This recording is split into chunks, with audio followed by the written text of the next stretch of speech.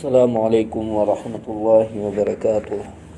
أعوذ بالله من الشيطان الرجيم.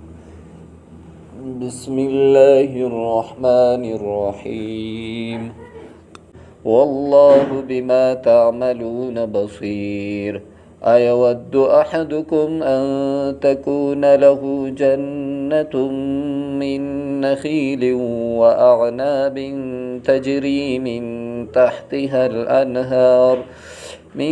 تحتها الأنهار له فيها من كل الثمرات وأصابه الكبر وله ذرية ضعفاء فأصابها إعصار فيه نار فاحترقت كذلك يبين الله لكم الآيات لعلكم